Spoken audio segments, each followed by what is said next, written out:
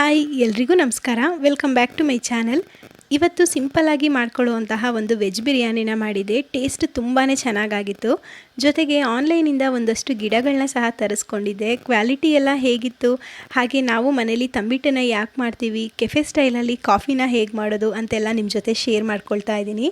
ವಿಡಿಯೋನ ಎಲ್ಲೂ ಸಹ ಸ್ಕಿಪ್ ಮಾಡದೆ ನೋಡಿ. ಇನ್ ಕೇಸ್ ನೀವೇನಾದರೂ ಫಸ್ಟ್ ಟೈಮ್ ನನ್ನ ಚಾನಲ್ನ ನೋಡ್ತಾ ಇದ್ದರೆ ಪ್ಲೀಸ್ ಸಬ್ಸ್ಕ್ರೈಬ್ ಮಾಡಿಕೊಂಡು ಲೈಕ್ ಮಾಡಿ. ಇವತ್ತು ಮಂಗಳವಾರ ಬೆಳಿಗ್ಗೆಯಿಂದ ವ್ಲಾಗ್ನ ಸ್ಟಾರ್ಟ್ ಮಾಡ್ತಾ ಇದ್ದೀನಿ. ಮಕ್ಕಳಿಗೆ ಎಕ್ಸಾಮ್ಸ್ ಎಲ್ಲ ಇರೋದ್ರಿಂದ ಯಾವುದೇ ರೀತಿಯಾದ ಲಂಚ್ ಎಲ್ಲ ಏನೂ ಇಲ್ಲ. ಸೊ ಹಾಗಾಗಿ ತಿಂಡಿನ ಸ್ವಲ್ಪ ಲೇಟಾಗಿಯೇ ಮಾಡ್ಕೊಳ್ತೀನಿ. ಮನೇಲಿ ತರಕಾರಿ ಎಲ್ಲ ಖಾಲಿ ಆಗಿದ್ದರಿಂದ ಆನ್ಲೈನಲ್ಲಿ ಆರ್ಡರ್ ಮಾಡಿದ್ದೆ. ಒಂದು 8:30 ಅನ್ನೋಷ್ಟರಲ್ಲಿ ತರಕಾರಿಗಳೆಲ್ಲ ಬಂದಿತ್ತು. ಸೊ ಅದೆಲ್ಲ ಕರೆಕ್ಟಾಗಿ ಬಂದಿದೆಯಾ ಏನು ಅಂತೆಲ್ಲ ಚೆಕ್ ಮಾಡಿಕೊಂಡು ತರಕಾರಿಗಳನ್ನ ವಾಶ್ ಮಾಡಿ ಅದನ್ನೆಲ್ಲ ಒರೆಸಿ ಫ್ರಿಜ್ಜಲ್ಲಿ ತೆಗೆದಿಟ್ಕೊಳ್ತಾ ಇದ್ದೀನಿ. ಮನೇಲಿ ಹೇರ್ ಆಯಿಲ್ ಸಹ ಖಾಲಿಯಾಗಿತ್ತು. ಅದಕ್ಕೆ ಬೇಕಾಗಿರುವಂತಹ ಬೆಟ್ಟದ ನೆಲ್ಲಿಕಾಯಿನೂ ಸಹ ಆರ್ಡರ್ ಮಾಡ್ಕೊಂಡಿದ್ದೆ. ಸೊ ಫಸ್ಟ್ ಇದನ್ನೆಲ್ಲ ತೆಗೆದಿಟ್ಟ ಮೇಲೆ ನನ್ನ ಹಸ್ಬೆಂಡ್ಗೆ ಒಂದು ಲೋಟ ಬಿಸಿ ಬಿಸಿ ಕಾಫಿನ ಕೊಟ್ಟು ನಂತರ ತಿಂಡಿಗೆ ರೆಡಿ ಮಾಡ್ಕೊಳ್ತೀನಿ. ಯಾರೆಲ್ಲ ಬೆಳಿಗ್ಗೆನೇ ಕಾಫಿ ಕುಡಿದು ದಿನಾನ ಸ್ಟಾರ್ಟ್ ಮಾಡ್ತಾರೋ ಅಂಥವ್ರಿಗೆ ಕಾಫಿ ಇಲ್ಲ ಅಂತಂದರೆ ದಿನವೇ ಹೋಗಲ್ಲ ಅಂತ ಹೇಳ್ತಾರೆ. ಬಟ್ ನಮ್ಮನೇಲಿ ನಾನಾಗಲಿ ಮಕ್ಕಳಾಗಲಿ ಯಾರೂ ಬೆಳಿಗ್ಗೆನೇ ಕಾಫಿ ಕುಡಿಯೋಲ್ಲ. ನನ್ನ ಹಸ್ಬೆಂಡ್ ಒಬ್ಬರೇ ಕಾಫಿ ಕುಡಿಯೋದು. ಇವತ್ತು ತಿಂಡಿಗೆ ವೆಜ್ ಬಿರಿಯಾನಿ ಮಾಡ್ಕೊಳ್ಳೋದಕ್ಕಾಗಿ ಬೀನ್ಸ್, ಹಾಗೆ ಕ್ಯಾರೆಟ್, ಆಲೂಗೆಡ್ಡೆ, ಹೂಕೋಸು, ಮನೇಲಿ ಯಾವೆಲ್ಲ ತರಕಾರಿಗಳಿರುತ್ತೆ ಅದನ್ನೆಲ್ಲ ಹಾಕಿ ನಾನು ವೆಜ್ ಬಿರಿಯಾನಿನ ಮಾಡ್ಕೊಳ್ತಾ ಇದ್ದೀನಿ. ಮನೇಲಿ ಆಲ್ಮೋಸ್ಟ್ ಒಂದು 20-25 ಡೇಸಿಂದ ಎಲ್ಲರಿಗೂ ಹೆಲ್ತ್ ಸರಿಗಿಲ್ಲದೆ ಇರೋ ಕಾರಣ ಮಸಾಲೆ ಐಟಮ್ಗಳು, ಮೊಸರು ಇದು ಯಾವುದೂ ಸಹ ಬಳಸಿರಲಿಲ್ಲ. ಸೊ ಹಾಗಾಗಿ ಈಗೆಲ್ಲ ನಾರ್ಮಲ್ ಇರೋದ್ರಿಂದ ಮೊಸರು ಪಚಡಿನೂ ಮಾಡ್ಕೊಳ್ಳೋಣ ಅಂಥೇಳಿ ಸೌತೆಕಾಯಿ ಹಾಗೆ ಈರುಳ್ಳಿನೂ ಸಹ ಕಟ್ ಮಾಡ್ಕೊಳ್ತಾ ಇದ್ದೀನಿ. ಮಕ್ಕಳಿಗೆ ಸಮ್ಮರ್ ಹಾಲಿಡೇಸ್ ಬಂದುಬಿಟ್ರೆ ಸಾಕು, ಆಲ್ಮೋಸ್ಟ್ ಎಲ್ಲರ ಮನೇಲೂ ಬೇರೆ ಬೇರೆ ತಿಂಡಿಗಳು, ಬೇರೆ ಬೇರೆ ಅಡುಗೆಗಳನ್ನೇ ಮಾಡ್ತಾರೆ. ನಾನು ಸಹ ಅದೇ ರೀತಿ ಮಕ್ಕಳು ಮನೇಲಿದ್ದರೆ ಸ್ವಲ್ಪ ಬೇರೆ ಬೇರೆ ಅಡುಗೆಗಳು ಹಾಗೆ ಬೇರೆ ಡಿಫ್ರೆಂಟಾಗಿರುವಂತಹ ತಿಂಡಿಗಳನ್ನ ಟ್ರೈ ಮಾಡ್ತೀನಿ. ಜೊತೆಗೆ ಎಲ್ಲರೂ ಮನೇಲಿ ಮಕ್ಕಳಿದ್ರೆ ಸ್ಕೂಲ್ಗೆ ಹೋದರೆ ಸಾಕಪ್ಪ ಯಾಕೆ ಮಕ್ಕಳು ಮನೇಲಿರ್ತಾರೆ ಅಂತ ಅಂತಾರೆ. ಬಟ್ ನಮ್ಮ ಮನೇಲಿ ಹಾಗಲ್ಲ, ನನಗೆ ಮಕ್ಕಳಿದ್ರೇ ಅಡುಗೆ ಮಾಡೋದಕ್ಕೆ, ಅವ್ರಿಗೆ ಬೇರೆ ಬೇರೆ ತಿಂಡಿ ಮಾಡ್ಕೊಳ್ಳೋದಕ್ಕೆ ತುಂಬಾ ಖುಷಿ ಆಗೋದು. ಇಲ್ಲಿ ವೆಜ್ ಬಿರಿಯಾನಿ ಮಾಡೋದಕ್ಕೆ ನಾನಿಲ್ಲಿ ಮಸಾಲಾನ ರೆಡಿ ಮಾಡ್ಕೊಳ್ತಾ ಇದ್ದೀನಿ. ಈರುಳ್ಳಿ, ಹಸಿಮೆಣಸಿನ್ಕಾಯಿ, ಕೊತ್ತಂಬರಿ ಸೊಪ್ಪು ಹಾಗೆ ಪುದೀನ ಸೊಪ್ಪು, ಸ್ವಲ್ಪ ಚಕ್ಕೆ, ಲವಂಗ, ಒಂದು ಟೊಮೊಟೊನ ಸೇರಿಸ್ಕೊಂಡು ಈ ರೀತಿ ರುಬ್ಕೋಬೇಕು.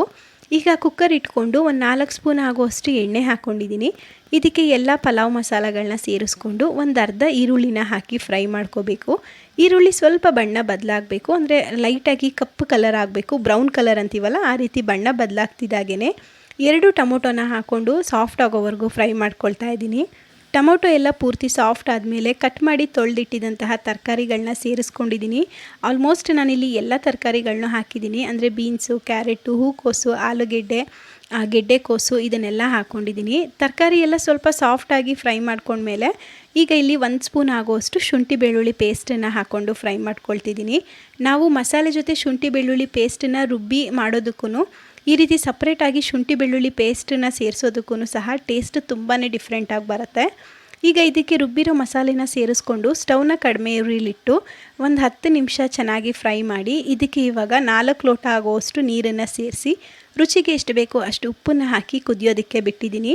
ಕುದಿ ಬಂದಮೇಲೆ 2 ಗ್ಲಾಸ್ ಆಗುವಷ್ಟು ಅಕ್ಕಿನ ಹಾಕ್ಕೊಂಡು ಇದನ್ನು ಚೆನ್ನಾಗಿ ಒಂದು ಸಲ ಮಿಕ್ಸ್ ಮಾಡಿ ಲಿಡ್ನ ಕ್ಲೋಸ್ ಮಾಡಿಕೊಂಡು 2 ವಿಷಲ್ ಕೂಗಿಸ್ಕೋಬೇಕು.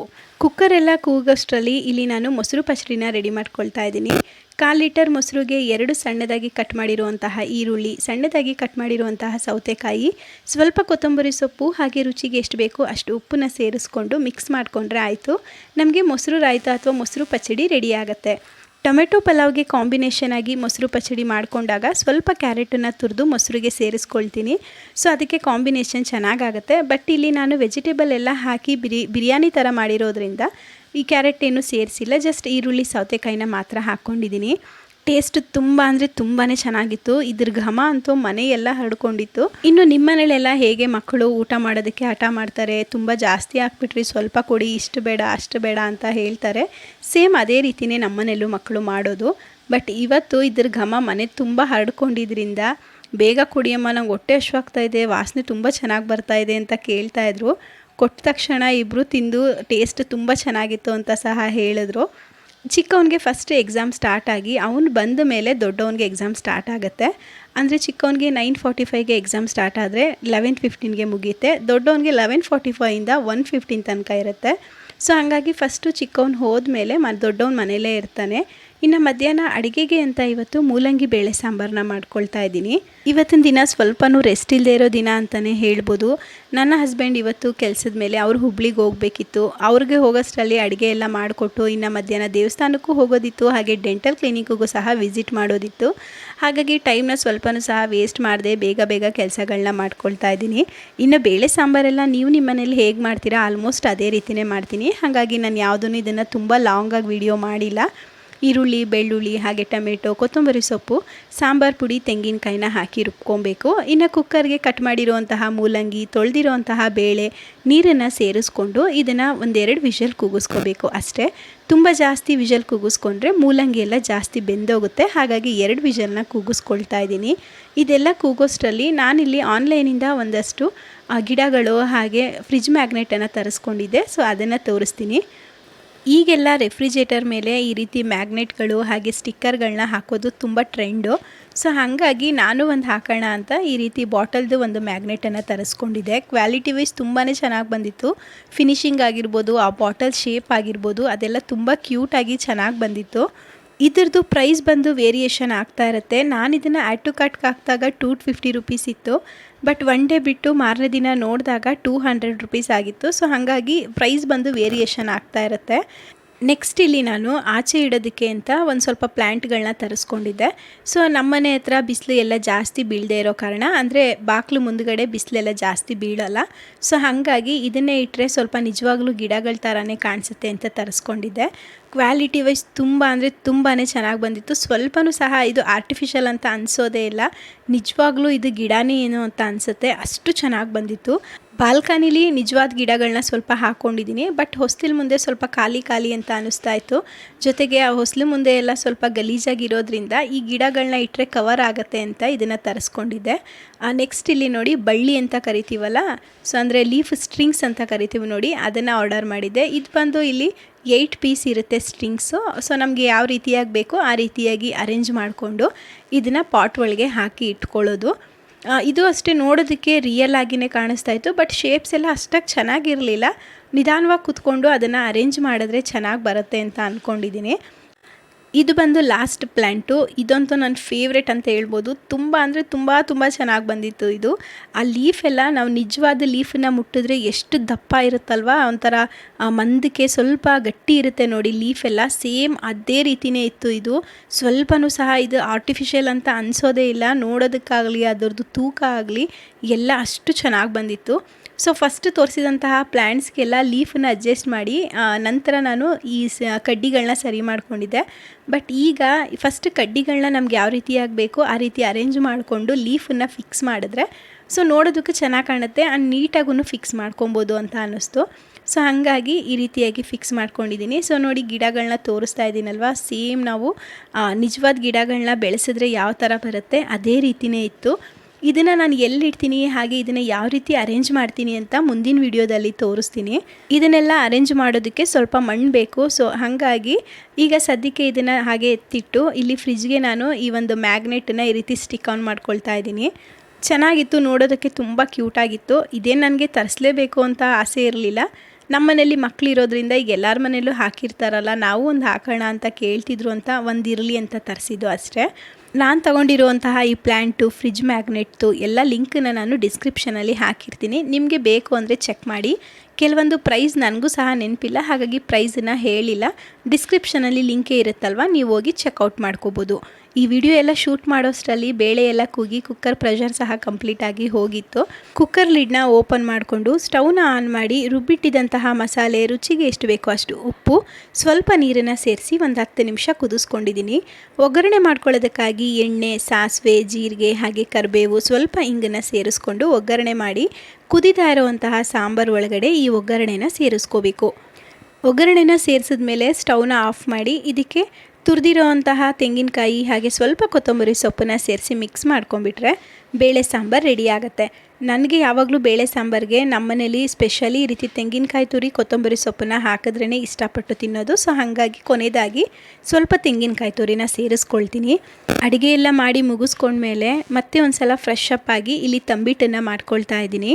ನಮ್ಮನೇಲಿ ಯಾವಾಗಲೂ, ಅದರಲ್ಲೂ ಸ್ಪೆಷಲಿ ಮಕ್ಕಳಿರೋ ಮನೆಯಲ್ಲಿ ಶಿವರಾತ್ರಿಯಿಂದ ಯುಗಾದಿ ಒಳಗಡೆ ಯಾವತ್ತಾದರೂ ಒಂದು ದಿನ ಅಂದರೆ ಮಂಗಳವಾರ ಅಥವಾ ಶುಕ್ರವಾರ ಮಾರಮ್ಮನ ದೇವಸ್ಥಾನಕ್ಕೆ ಹೋಗಿ ಈ ರೀತಿ ತಂಬಿಟ್ಟು ಆರತಿನ ಮಾಡ್ಕೊಂಬರ್ತೀವಿ. ಈ ಸಲ ಸ್ವಲ್ಪ ಲೇಟ್ ಆಯಿತು, ಮನೇಲಿ ಎಲ್ಲರಿಗೂ ಹುಷಾರಿಲ್ಲದೆ ಇದ್ದಿದ್ದರಿಂದ ಮಾಡೋದಕ್ಕಾಗಿರಲಿಲ್ಲ.